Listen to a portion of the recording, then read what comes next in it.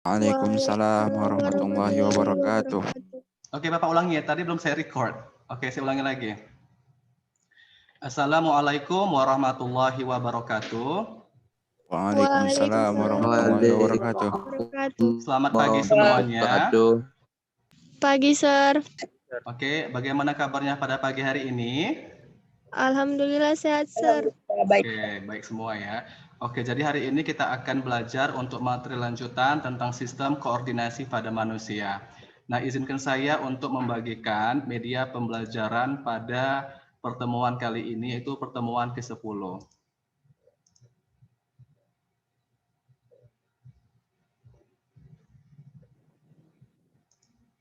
Oke, apakah bisa melihat slide PowerPoint-nya?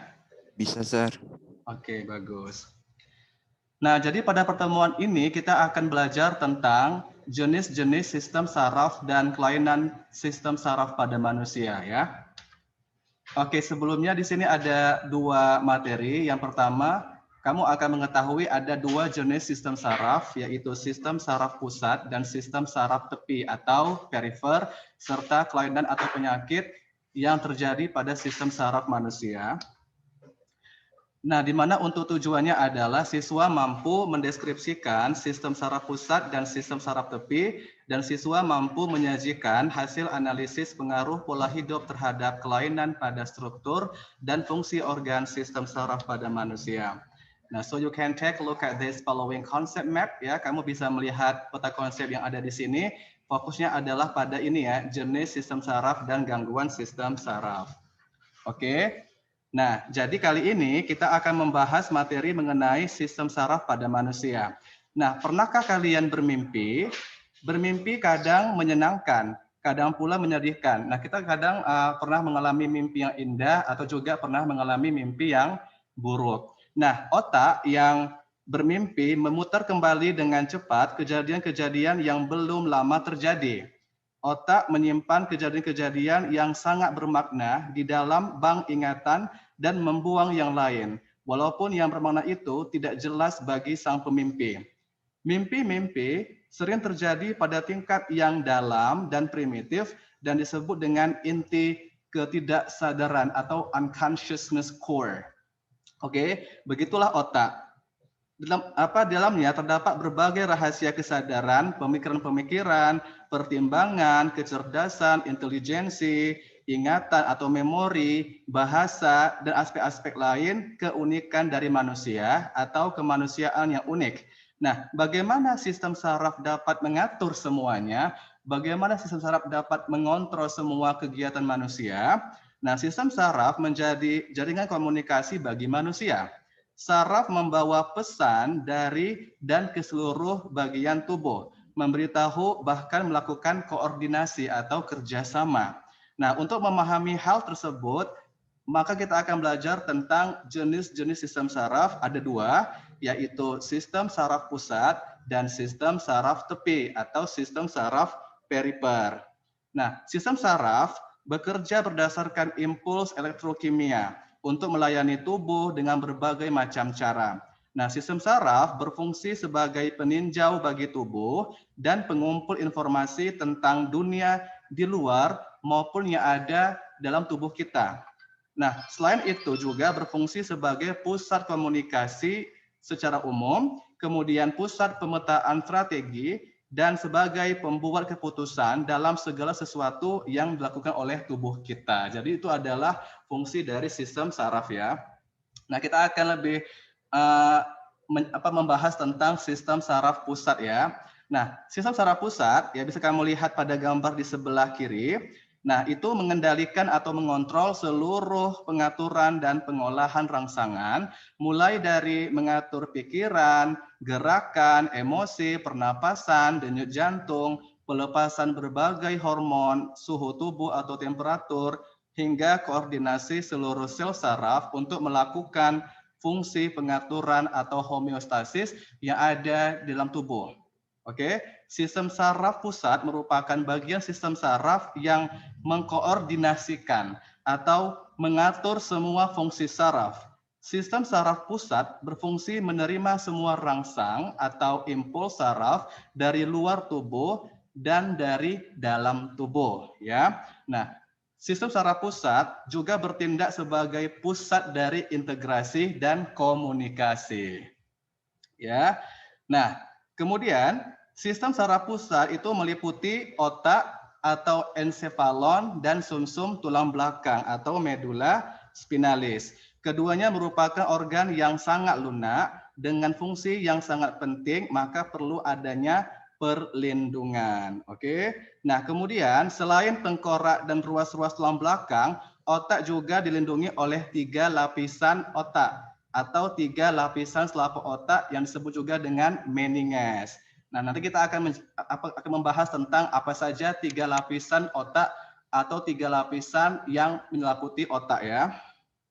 Nah, kemudian otak dan sumsum tulang belakang mempunyai 3 materi esensial, yaitu badan sel yang membentuk bagian materi kelabu disebut dengan substansi grisea, 2 serabut saraf yang membentuk bagian materi putih atau substansi alba, dan 3 sel-sel neuroglia yaitu jaringan ikat yang terletak di antara sel-sel saraf di dalam sistem saraf pusat.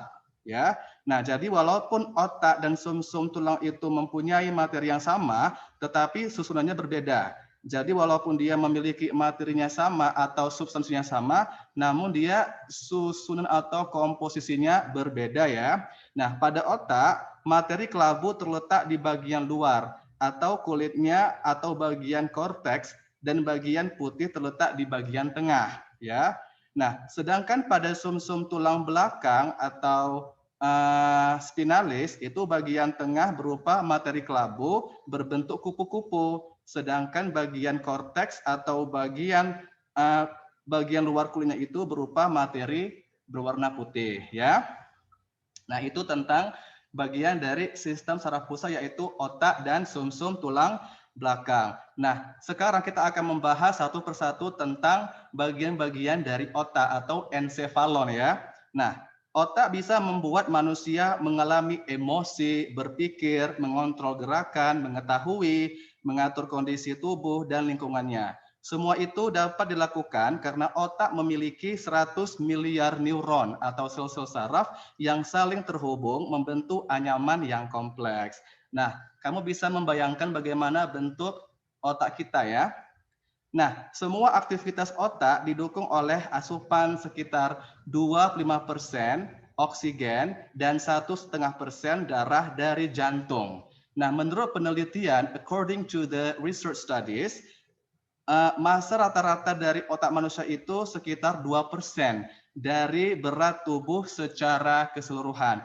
Jadi apabila kamu memiliki berat tubuh sekitar 70 kg, maka 2% dari berat kamu itulah berat atau massa dari otak kita secara rata-rata ya. Nah, yang pertama bagi otak adalah otak besar atau disebut juga dengan cerebrum ya.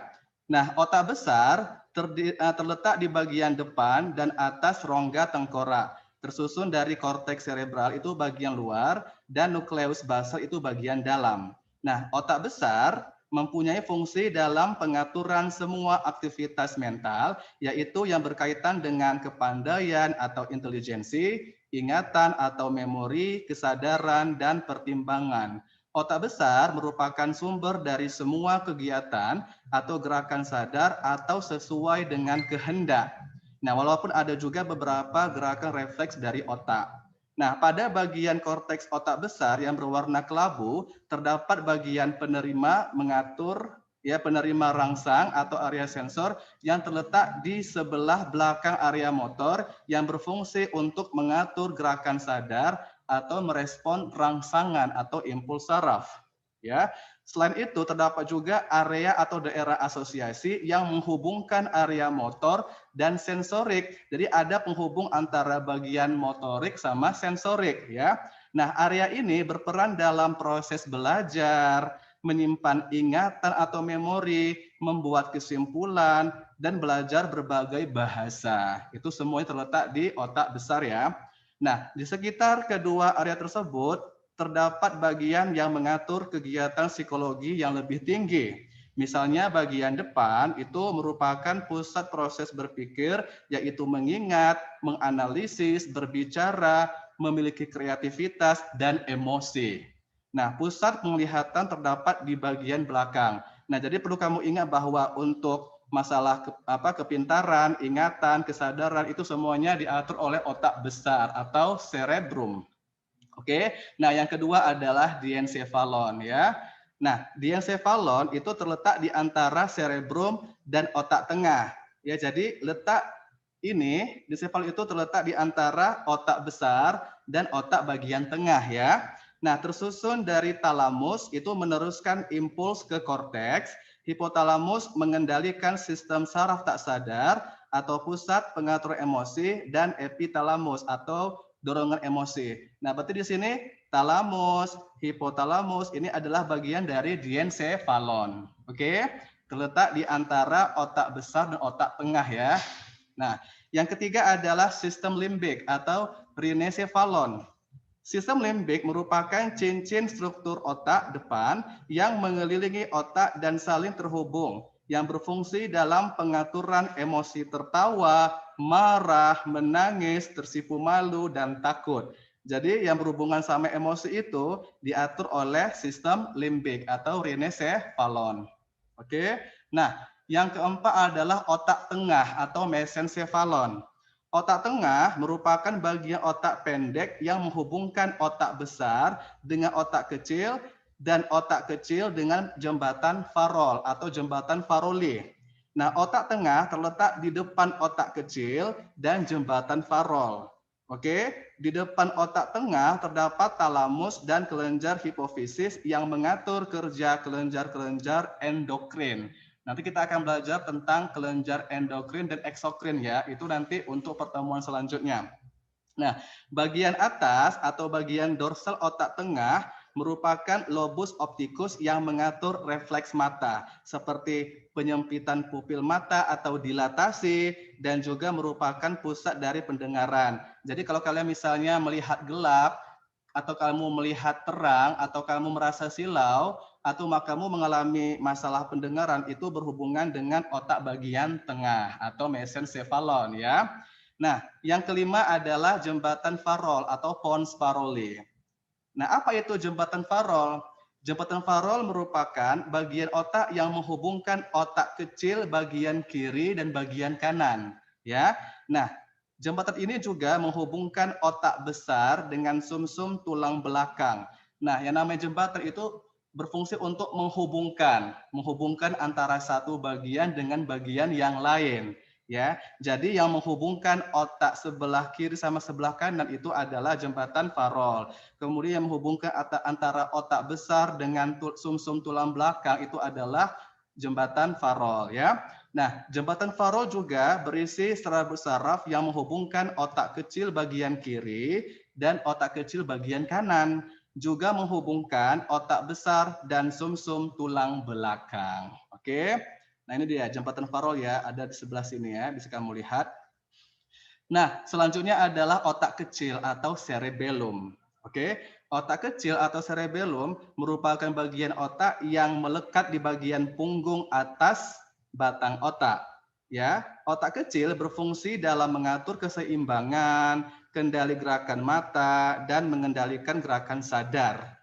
Otak kecil mempunyai fungsi utama dalam koordinasi gerakan otot yang terjadi secara sadar, keseimbangan, dan posisi tubuh, ya, atau kedudukan tubuh kita. Nah, bila ada rangsangan yang merugikan atau berbahaya, maka gerakan sadar yang normal tidak mungkin dilaksanakan. Misalnya kamu ingin berada di sebuah tempat yang sangat tinggi ya. Nah, itu biasanya ada respon dari otak kita yang mengatur kita mesti berhati-hati, jangan sampai membahayakan diri sendiri. Itu adalah kerja dari otak kecil, berhubungan sama keseimbangan atau balance. Oke. Nah, selanjutnya adalah medulla oblongata ya. Nah, apa itu medulla oblongata? Medulla oblongata merupakan bagian otak yang menjulur dari jembatan Farol hingga sumsum tulang belakang. Nah, sumsum tulang belakang itu Medula oblongata itu berfungsi dalam mengendalikan gerakan tidak sadar seperti frekuensi denyut jantung. Ya, sumsum sambung atau medula oblongata itu berfungsi menghantarkan impuls atau rangsangan yang datang dari medula spinalis menuju ke otak. Ya, sumsum sambung atau medula oblongata juga mempengaruhi jembatan, refleks fisiologi seperti detak jantung, tekanan darah atau tensi darah, kemudian volume dan kecepatan respirasi, gerak alat pernapasan atau pencernaan, dan sekresi kelenjar pencernaan. Selain itu, sumsum sambung atau medula oblongata juga mengatur gerak refleks yang lain seperti bersin, batuk, dan berkedip. Ya, jadi kalau kamu tiba-tiba bersin atau kamu batuk itu fungsi dari medula oblongata. Ingat ya. Nah, kalau sumsum sambung itu nama lainnya adalah medula oblongata. Tetapi kalau sumsum tulang belakang adalah medula spinalis. Jangan sampai terbalik ya. Oke. Nah, yang kedelapan, bagian dari otak adalah formasi retikuler. Ya, ini gambarnya ya. Sistem aktivasi retikuler. Nah, formasi retikuler itu merupakan jaringan badan sel dan serabut saraf yang terletak di seluruh medula oblongata, berfungsi untuk mempertahankan dan memicu kesadaran. Oke, nah jadi ini adalah bagian terpenting dari otak kita ya. Nah, selanjutnya adalah sumsum tulang belakang atau medula spinalis. Di sini ada struktur bagian dalam atau internal dan struktur bagian luar atau eksternal ya. Nah, pada sumsum tulang belakang atau medula spinalis terdapat sistem saraf pusat yang berfungsi mengontrol berbagai gerakan refleks tubuh, koordinasi antara otak dengan seluruh tubuh, dan menyalurkan rangsangan koordinasi antara otot dan sendi ke otak kecil. Oke. Nah, pada penampang melintang sumsum tulang belakang tampak bagian luar berwarna putih, sedangkan bagian dalam berbentuk kupu-kupu dan berwarna kelabu atau lebih gelap.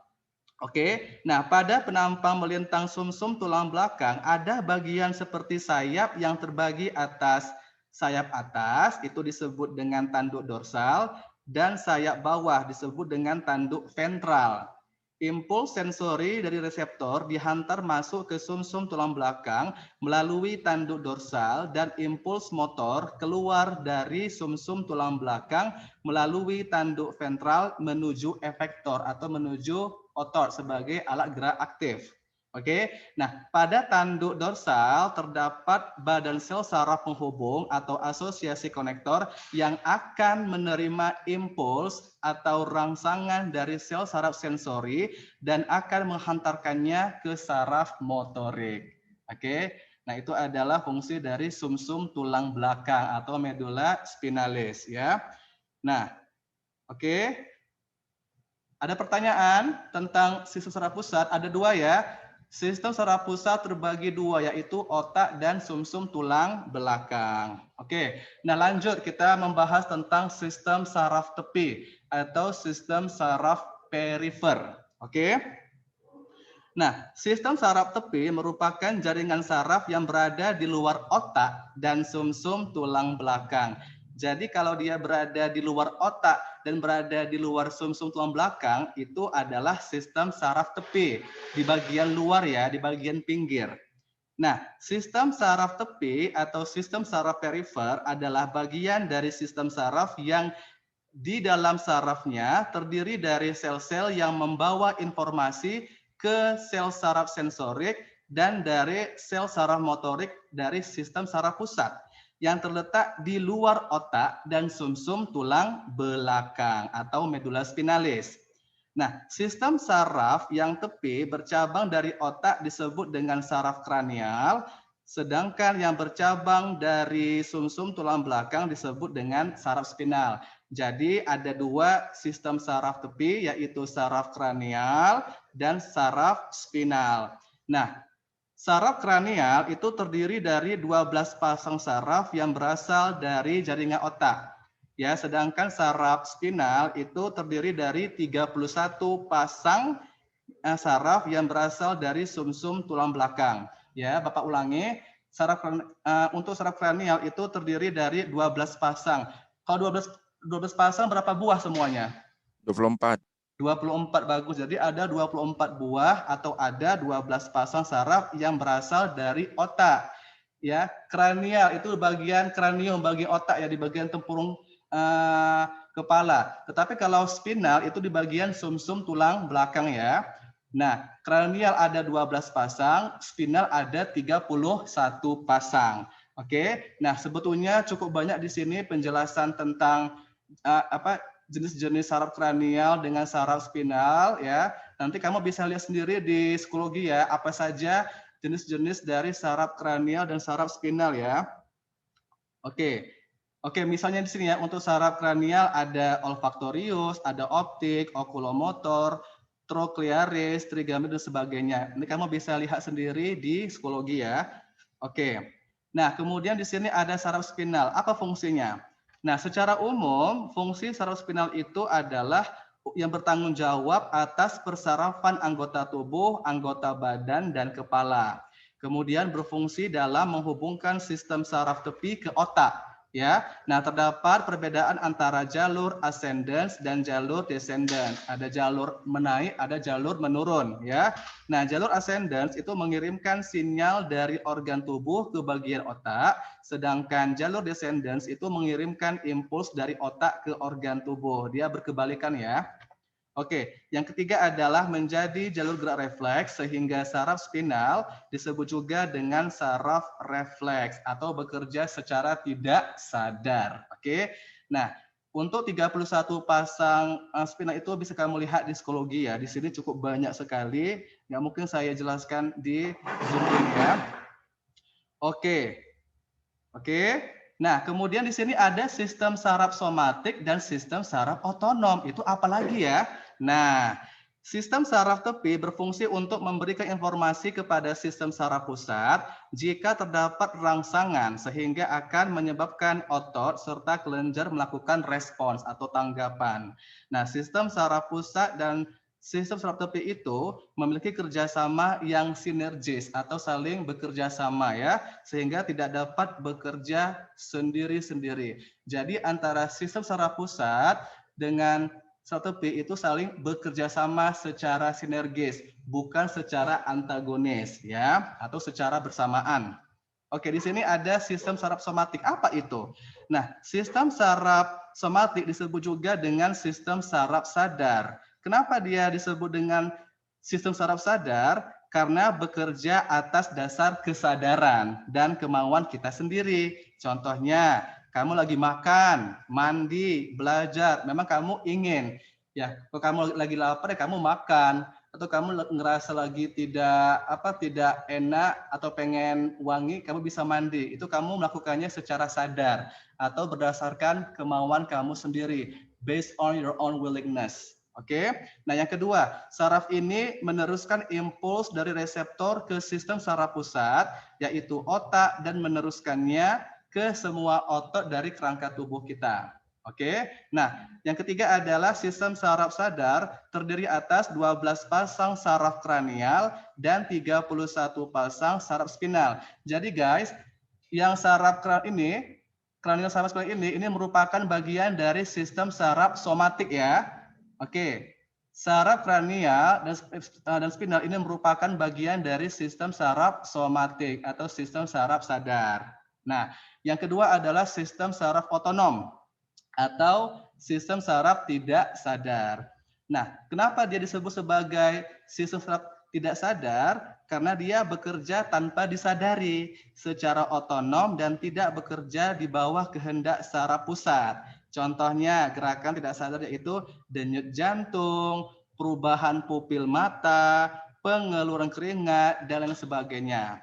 Ya, jadi kalau misalnya kamu ngerasa silau, kamu akan mengecilkan pupil mata. Tetapi kalau kamu berada di tempat yang gelap atau mati lampu, kamu akan melebarkan pupil mata. Itu merupakan bagian dari sistem saraf otonom atau sistem saraf tidak sadar yang bekerja di luar kesadaran kita, yang bekerja di luar kemauan kita. Oke.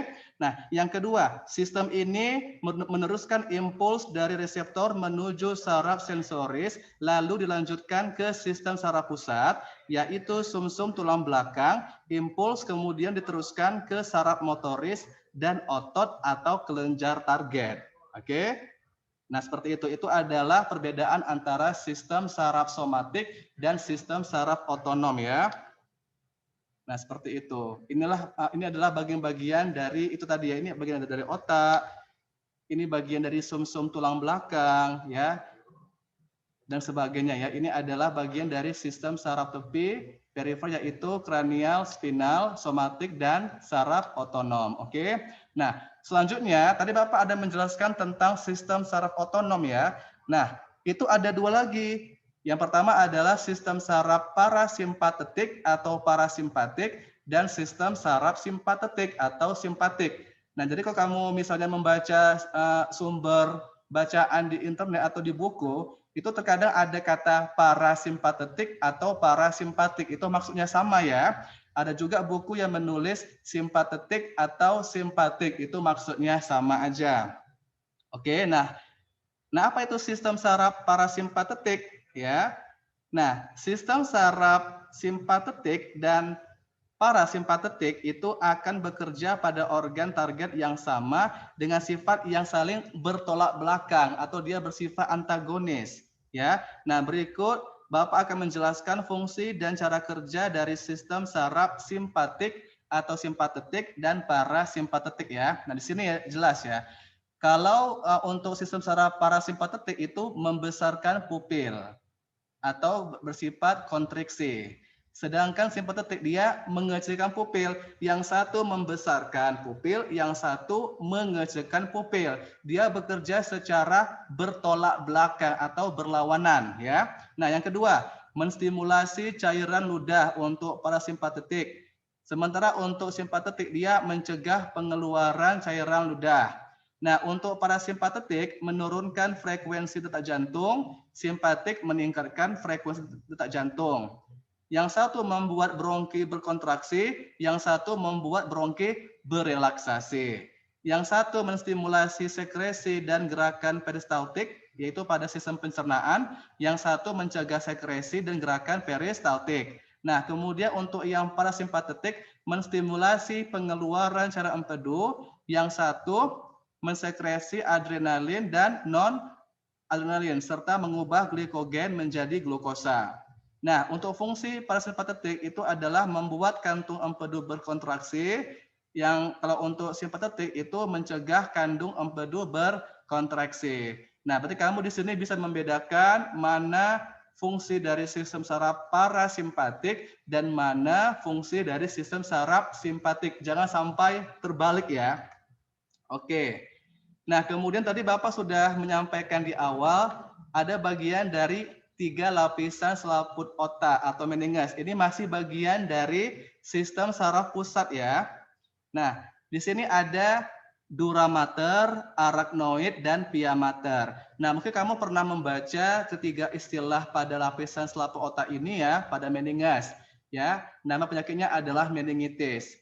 Ya, jadi ada 3 lapisan pada selaput otak. Oke, kita akan bahas satu persatu. Apa itu dura mater? Nah, dura mater merupakan lapisan terluar, tebal, kuat, dan melekat pada kranium. Terdiri dari 2 lapisan, yaitu lapisan terluar yang bersatu dengan tengkorak sebagai endosteum, dan lapisan lain sebagai dura mater yang mudah dilepaskan dari tulang kepala. Di antara tulang kepala dengan dura mater terdapat rongga epidural. Jadi simpelnya adalah dura mater merupakan lapisan meninges yang bagian luar, lapisan terluar dari selaput otak ya. Nah, yang kedua adalah arachnoid. Ya, apa itu arachnoid? Arachnoid mater merupakan lapisan tengah, terdapat sedikit pembuluh darah dan terdapat cairan cerebrospinalis. Cairan ini berfungsi sebagai bantalan dan sebagai media pertukaran nutrien dan sisa antara darah. Nah, lapisan ini berbentuk seperti laba-laba. Oke, di dalamnya terdapat cairan yang disebut dengan liquor cerebrospinalis, semacam cairan limfa yang mengisi sela-sela membran arachnoid. Nah, fungsi selaput dari arachnoid adalah sebagai bantalan untuk melindungi otak dari bahaya kerusakan secara mekanik, misalnya benturan, kamu kejedot, itu merupakan bagian dari arachnoid yang berfungsi untuk mencegah agar tidak terjadinya kerusakan atau melindungi otak dari kerusakan mekanik atau secara fisik ya. Nah, jadi simpelnya adalah ini merupakan lapisan bagian tengah.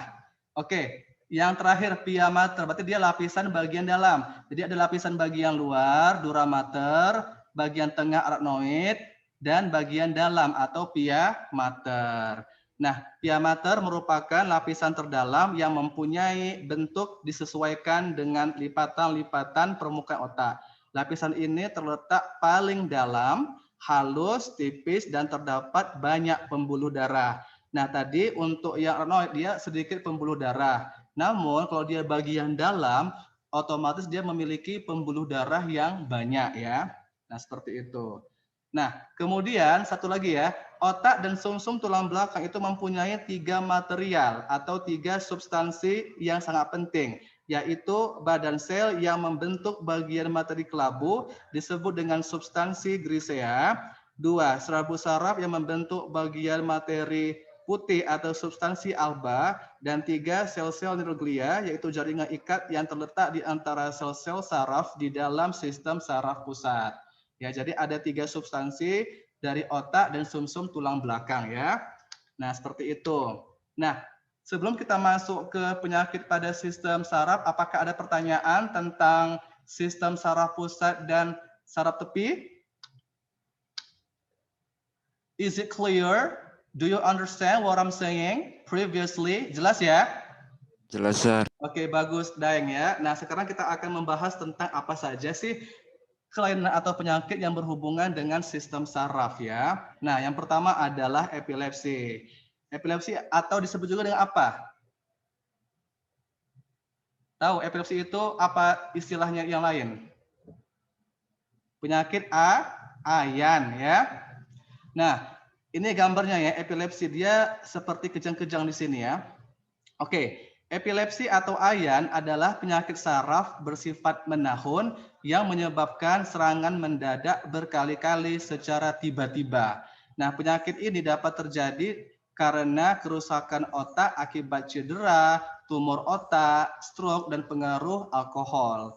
Nah, jika dikategorikan atau dikelompokkan, epilepsi sebenarnya dapat kita bagi menjadi 3 bagian atau 3 jenis, yaitu epilepsi simptomatik, epilepsi kriptogenik, dan epilepsi idiopatik. Nah, jenis epilepsi simptomatik biasanya terjadi kejang-kejang yang disebabkan karena ada gangguan atau kerusakan yang terjadi pada otak. Sedangkan jenis epilepsi idiopatik itu sama, terjadi kejang-kejang pada dirinya sendiri. Namun sayangnya tidak ditemukan penyebab mengapa bisa terjadi. Dia tiba-tiba kejang sendiri ya, tanpa ada penyebab yang lain. Nah, sedangkan jenis yang satu lagi adalah epilepsi kriptogenik, itu membuat penderita mengalami kejang-kejang tanpa ditemukan alasan apa penyebabnya. Mengapa ia bisa mengalami kejang-kejang atau seizure, padahal dalam struktur otaknya tidak mengalami masalah apapun. Tiba-tiba dia kejang ya. Ditambah lagi, penderita epilepsi ini mengalami masalah gangguan belajar.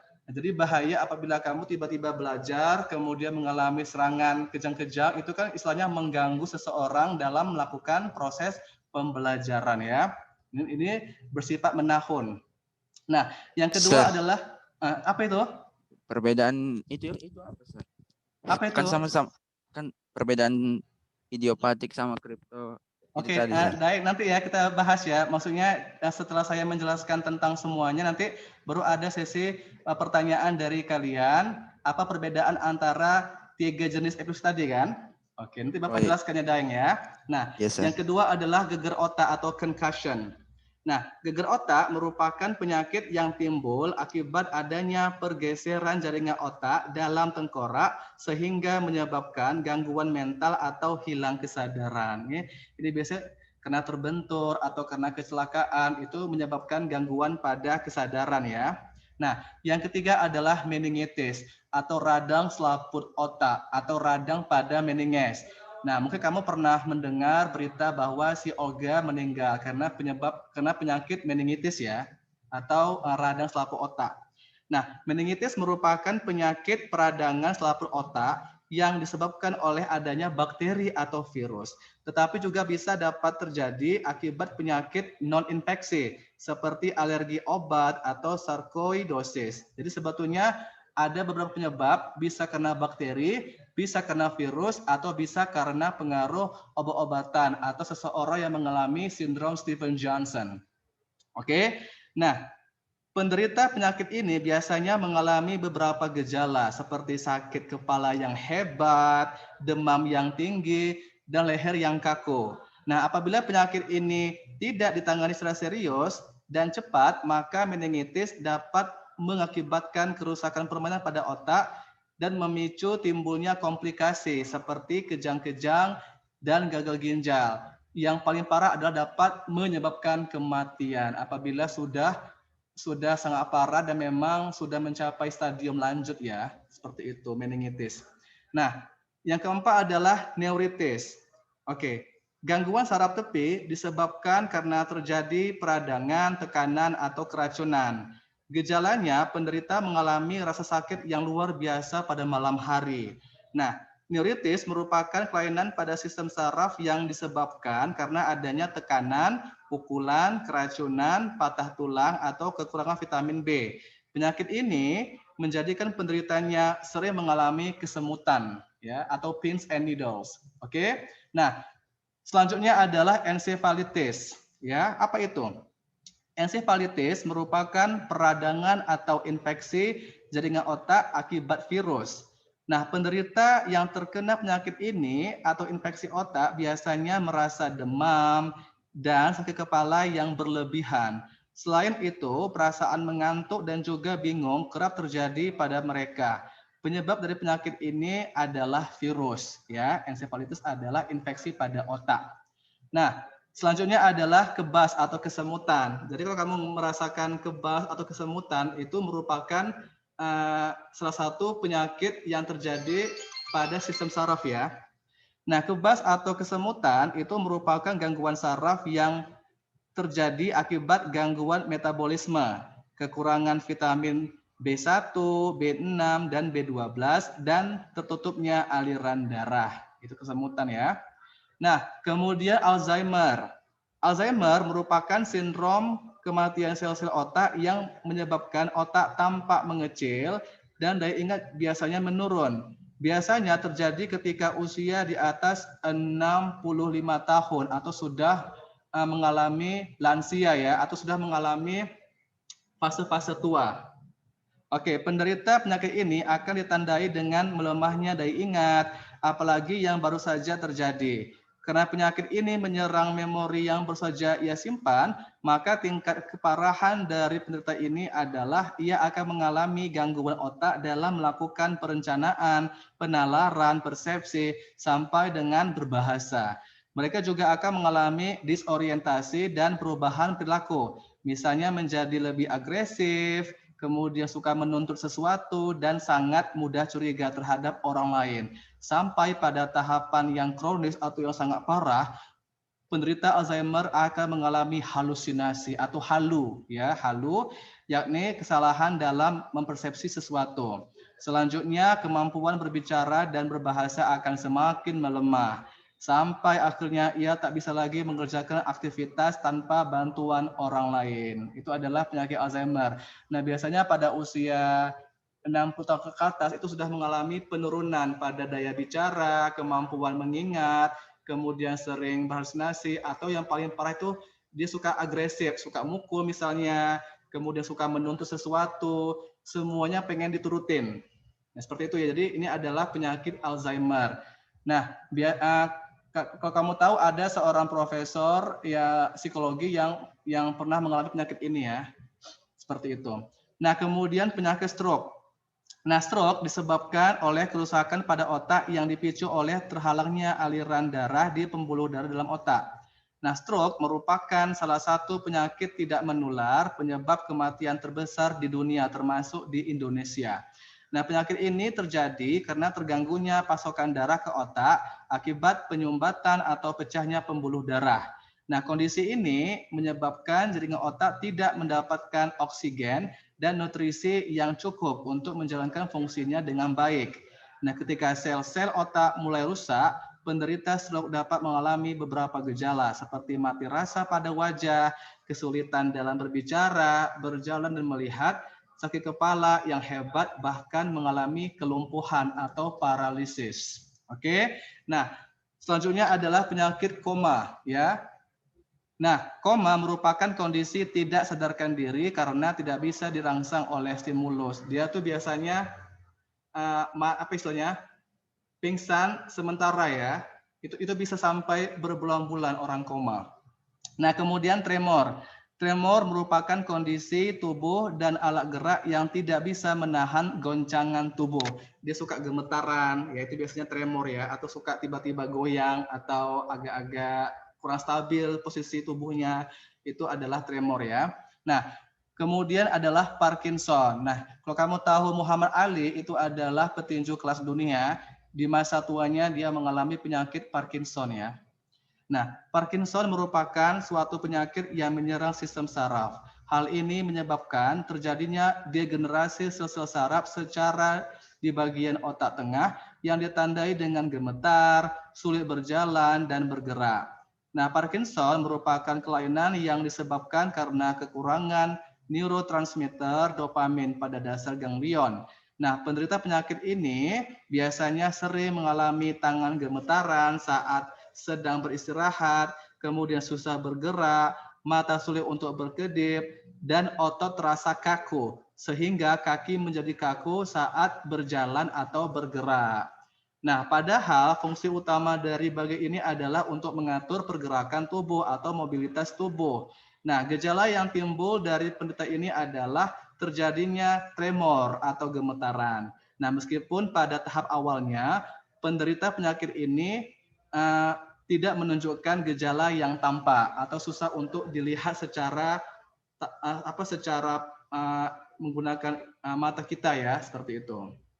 Nah, kemudian penyakit multiple sclerosis merupakan penyakit pada sistem saraf pusat karena mengalami pengurangan selubung mielin sehingga mengakibatkan gangguan pada kemampuan saraf dalam menghantarkan impuls dari dan ke otak.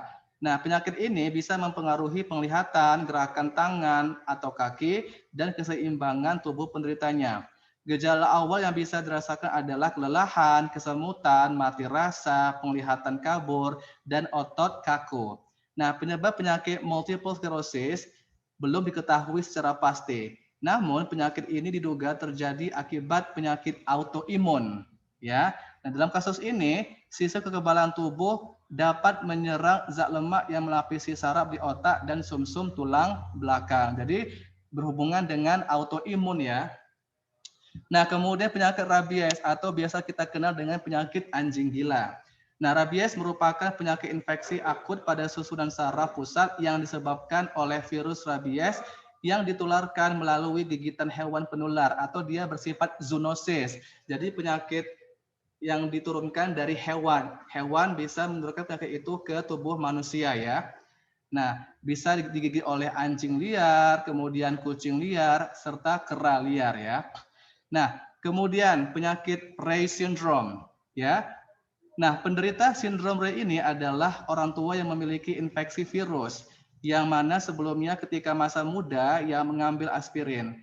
Nah, sindrom ini mampu menyebabkan pembengkakan pada otak dan akibatnya bisa berakibat fatal. Biasanya mereka yang memiliki risiko terkena sindrom Rey ini adalah yang memiliki kekebalan tubuh yang rendah atau memiliki imunitas yang rendah. Nah, sebab kala muda sering mengkonsumsi obat-obatan yang mengandung aspirin, yang mana biasanya dipakai dalam tablet ini. Jadi ada sejenis obat namanya aspirin, itu merupakan pemicu atau trigger terjadinya sindrom Rey ya. Jadi kita tuh jangan suka sembarangan mengkonsumsi obat, apalagi tanpa ada resep ke dokter. Terkadang banyak orang yang suka membeli obat di warung kan, tanpa membeli obat di apotek atau tanpa ada resep dokter. Itu sangat sangat dilarang. Jadi kalau kamu merasa sakit, itu bagus kamu datang aja ke rumah sakit atau kamu konsultasi ke dokter, kira-kira obat apa yang cocok untuk kamu konsumsi agar tidak terjadi ketergantungan atau dapat menyebabkan komplikasi pada penyakit tertentu. Ya, di antaranya adalah penyakit Reye syndrome tadi ya. Oke. Kemudian adalah penyakit hidrosefalus. Nah, mungkin kalian pernah menonton acara di TV kan? Nah, biasanya ada tuh anak kecil dengan kepala besar sekali. Nah, saking besarnya bahkan ia tidak mampu untuk mengangkat tubuhnya sendiri. Itulah yang disebut dengan penyakit hidrosefalus. Hidro artinya apa? Air. Cephalus artinya kepala. Jadi itu air banyak terkandung di dalam otaknya atau di bagian kepalanya ya. Nah, oke, sasaran utamanya adalah organ otak. Penderita hidrosefalus akan mengalami penumpukan cairan di dalam otak. Akibatnya adalah terjadi peningkatan tekanan otak. Jika tidak segera diobati, maka dapat berakibat fatal. Sebab tekanan ini mampu merusak jaringan yang ada di dalamnya, bahkan juga mampu melemahkan fungsi otak. Penyakit ini bisa terjadi pada orang-orang dalam usia berapapun, dari anak kecil sampai lanjut usia. Semuanya bisa mengalami penyakit hidrosefalus atau penimbunan cairan di dalam otak ya. Nah, next adalah cerebral palsy atau lumpuh otak. Nah, cerebral palsy merupakan penyakit yang cukup mengganggu. It's very disturbing ya, it's very annoying. Bahkan sangat mempengaruhi sistem koordinasi serta pergerakan tubuh. Nah, penyebab terjadinya penyakit ini karena adanya masalah yang serius pada bagian otak besar atau cerebrum tadi ya. Nah, biasanya menyerang pada anak-anak. Dan karena alasan penyakit inilah yang menjadi penyebab utama mengapa terjadi kelumpuhan kronis pada anak-anak atau sulit untuk menggerakkan anggota tubuhnya ya. Itu biasanya dibantu oleh kursi roda ya. Nah, kemudian vertigo. Mungkin siswa yang tergabung di Zoom ini pernah mengalami gangguan vertigo ini ya. Ini sangat mengganggu sekali. Saya pun terkadang juga pernah tiba-tiba hitam, kemudian tiba-tiba sakit dan sebagainya. Ini namanya vertigo ya. Nah, jika kalian mengalami sakit kepala yang ditandai dengan gejala sensasi diri sendiri atau sekeliling serasa berputar-putar atau twisting ya, mungkin Anda terkena vertigo. Selain itu, penderita yang mengalami vertigo akan kehilangan keseimbangan dalam beberapa waktu. Hal ini membuatnya merasa kesulitan untuk berdiri, bahkan sampai berjalan. Mereka juga mengalami gejala mual-mual dan muntah-muntah. Ada berbagai jenis vertigo, yakni yang ringan sampai yang berat. Nah, jika masih berada dalam tahapan ringan atau pada fase ringan, biasanya vertigo tidak terlalu terasa. Sedangkan mereka yang sudah mengalami penyakit vertigo yang berat atau akut mampu menghambat aktivitas yang ada di sekitarnya. Nah, serangan yang terjadi pada penderita vertigo cukup banyak bervariasi. Ada yang hanya berlangsung selama beberapa detik, namun ada pula yang jenis vertigo yang berat akan sampai beberapa hari atau bahkan beberapa minggu. Tentu saja hal ini sangat mengganggu penderita karena ia tidak mampu beraktivitas secara normal seperti biasanya, ya kan? Nah, gejala lain dari vertigo ini adalah kehilangan keseimbangan yang akan membuat penderita susah untuk berdiri serta mual, muntah-muntah dan pusing. Oke? Nah, next adalah headache atau sakit kepala. Oke. Sakit kepala merupakan penyakit yang disebabkan karena melebarnya pembuluh darah pada daerah selaput otak.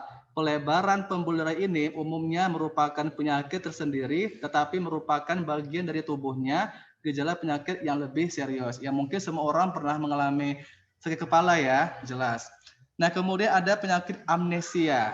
Nah, amnesia atau biasa kita kenal dengan istilah hilang ingatan sementara ya. Nah, amnesia merupakan gangguan pada otak yang disebabkan oleh kecelakaan atau cedera yang menyebabkan trauma pada kepala atau gegar otak sehingga penderita mengalami kebingungan dan kehilangan ingatan secara sementara. Nah, amnesia bersifat sementara atau permanen tergantung dari seberapa parahnya. Jadi bisa dia secara temporer atau sementara atau bisa secara permanen atau tetap. Itu tergantung dari tingkat parahnya atau tingkat keparahan dari trauma yang diderita oleh otak tersebut. Oke. Nah, next adalah penyakit polio. Nah, polio disebabkan karena infeksi virus polio pada sumsum tulang belakang atau medula spinalis. Pada umumnya virus ini menyerang anak-anak. Virus polio ini dapat menimbulkan demam, kelumpuhan atau paralisis, sakit kepala yang berakhir pada hilangnya refleks, serta mengecilnya otot. Penyakit ini dapat dicegah dengan imunisasi polio. Jika penyakit ini sudah timbul, maka tidak dapat diobati lagi. Jadi sedari kecil kita harus diimunisasi, disuntik polio agar nanti ketika besar tidak mengalami kelumpuhan atau polio. Nah, mungkin di sini banyak orang-orang Afrika yang mengalami polio. Kenapa? Karena mungkin mereka berasal dari negara yang miskin, yang memang tidak peduli sama kesehatan atau sanitasi, sehingga ketika mereka kecil, mereka tidak diimunisasi. Bahkan sampai besar mereka mengalami kesulitan dalam berjalan, kemudian bentuk tulangnya tidak sempurna, kemudian dia mesti dibantu dengan penopang atau dengan tongkat ya. Kasihan sekali melihatnya. Oke, next adalah sindrom transeksi. Oke. Nah, transeksi merupakan kelainan pada sistem saraf terutama pada medula spinalis atau sumsum tulang belakang karena jatuh atau tertembak. Akibatnya, penderita akan mengalami hilangnya segala rasa atau mati rasa. Jadi kalau kamu mengalami mati rasa itu karena sindrom transeksi ya. Oke, dua lagi ya, afasia. Afasia merupakan kelainan pada fungsi bicara pada seseorang karena adanya kelainan otak. Ya, penderita ini memiliki kemampuan untuk berbicara dan mengerti bahasa lisan. Jadi orang yang menderita penyakit ini sulit untuk berbicara serta mengerti bahasa secara lisan atau secara oral. Oke. Nah, satu lagi adalah ataksia. Ataksia merupakan penyakit yang terjadi karena disebabkan oleh sel-sel saraf yang ada dalam otak itu rusak atau mengalami degenerasi saraf otak. Akibatnya penderita akan mengalami kesulitan dalam berbicara, menelan, menggerakkan mata, serta kesulitan dalam melakukan berbagai macam gerakan secara normal. Nah, itu merupakan beberapa kelainan atau penyakit yang berhubungan dengan sistem saraf pada tubuh manusia. Nah, sebelum Bapak tutup, apakah ada pertanyaan dari siswa-siswi sekalian tentang sistem saraf dan kelainan pada sistem saraf? Saya, Sir. Oke, silakan Daeng. Yang idiopatik sama kriptogenik itu apa, Sir? Itu tadi Kan sama itu tadi bagian penyakit apa?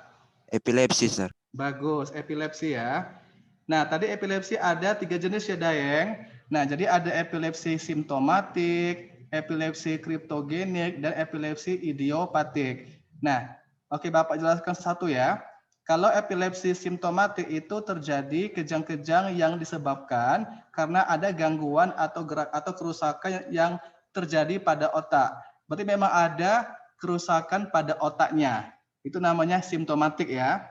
Nah, sedangkan idiopatik itu adalah gangguan karena dia tiba-tiba kejang tanpa ia sadari. Nah, namun sayangnya tidak ditemukan penyebab mengapa bisa terjadi. Tiba-tiba dia kejang tanpa adanya kerusakan pada otaknya. Itu idiopatik ya. Nah, satu lagi adalah kriptogenik. Nah, pada jenis penyakit kriptogenik ini itu membuat penderita mengalami kejang-kejang tanpa ditemukan alasannya.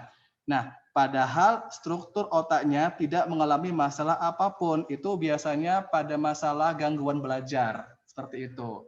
Jelas ya. Jadi ada penyakit epilepsi yang terjadi karena adanya kerusakan pada otak, ada juga yang terjadi karena tiba-tiba tanpa ada penyebab, serta ada juga yang mengalami serangan tiba-tiba yang membuat dia susah untuk belajar. Seperti itu ya. Jadi kamu bisa membedakan yang mana jenis epilepsi simptomatik, idiopatik, dan kriptogenik ya. Seperti itu. Oke. Di antara siswa di sini manakah penyakit yang pernah kamu alami? Kebas, Sir. Bagus, kebas ya, Syakila ya, kebas. Apalagi? Sakit kepala, Sir. Pasti kepala, apalagi? Pernah nggak mengalami migrain? Pernah, Sir. Nah, kira-kira apa beda antara migrain dengan sakit kepala? Kalau migrain, Sir, separuh doang, Sir. Iya, Iya, Sir. separuh doang ya. Maksudnya tidak semua bagian terkena, separuh. Bisa kepala bagian kiri, bisa bagian kanan ya. Seperti itu. Nah, apakah pengobatan untuk penyakit migrain itu sama dengan penyakit kepala biasa? Beda. Tentu Beda apa beda. bedanya, Syakila? Kenapa kita mesti mengonsumsi obat yang berbeda untuk mengatasi migrain atau sakit kepala biasa? Itu berhubungan sama apanya? Sama target yang akan dicapai, ya kan? Jadi walaupun sama-sama menyerang bagian kepala, itu kan adalah penyakit yang berbeda-beda. Jadi harus diobati dengan perlakuan atau obat yang berbeda-beda pula, seperti itu. Jadi nggak boleh kamu misalnya terkena migrain tapi diobati dengan obat biasa. Jadi harus obat migrain juga, ya. Oke, tapi jangan sampai lah ya, jangan sampai kita mengalami penyakit ini ya. Mudah-mudahan semuanya sehat-sehat saja, aman-aman aja gitu. Dan biasanya kalau saya secara pribadi ya, kalau saya mengalami sakit itu saya biasanya nggak minum obat, saya tahankan dulu. Saya beristirahat, saya rileks, tenang, itu mudah-mudahan bisa hilang dengan sendirinya. Tetapi kalau udah parah sekali, baru kita datang ke rumah sakit untuk konsultasi masalah penyakit kita ya. Tapi sebisa mungkin kalau kamu mengalami sakit yang masih bisa kamu atasi, jangan minum obat. Ya bagus kamu take a rest, kamu istirahat aja di rumah, kamu nggak usah bekerja secara berat gitu ya. Pokoknya yang masih bisa kamu kerjakan secara ringan-ringan aja gitu ya.